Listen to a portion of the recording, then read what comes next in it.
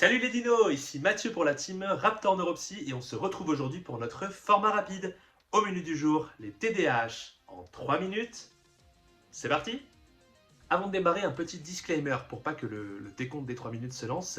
C'est une vidéo courte, introductive, qui ne dure que 3 minutes. Donc évidemment, elle ne sera pas exhaustive. Il y a plein d'autres vidéos plus longues. On a des livrets, on a des contenus beaucoup plus approfondis sur le site raptorneuropsy.com. Donc n'hésitez pas à aller fouiller s'il y a des thématiques que vous ne voyez pas apparaître ici. Mais voilà, on peut pas parler de tout, c'est bien normal en 3 minutes. Je vous laisse. Non mais tu peux pas dire je vous laisse, puisque on est la même personne, donc on va présenter le... Ok.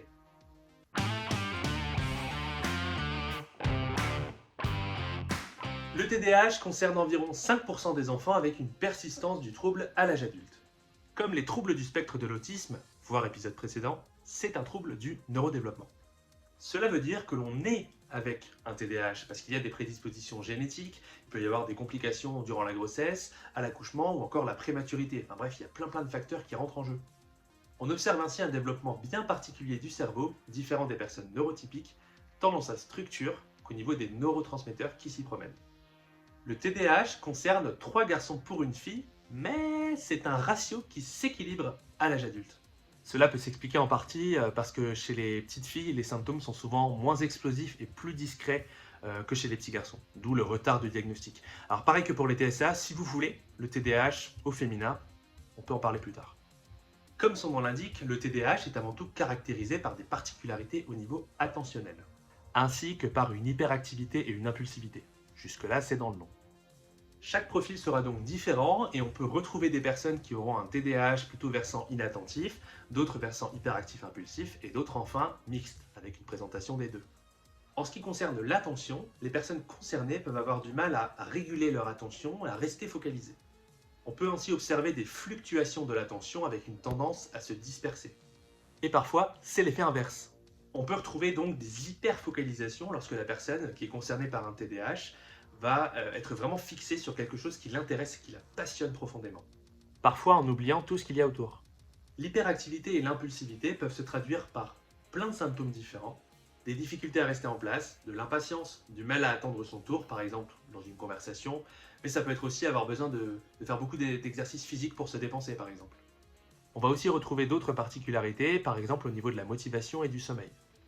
Et si on se penche sur les aspects cognitifs, au-delà de la question de l'attention et de la concentration, on retrouve aussi habituellement d'autres difficultés au niveau par exemple de la mémoire de travail, donc à court terme, mais aussi au niveau des fonctions exécutives. Donc c'est tout ce qu'on utilise dans le quotidien pour s'organiser, mettre des stratégies en place, résoudre des problèmes, aller d'un point A à un point B, etc., etc.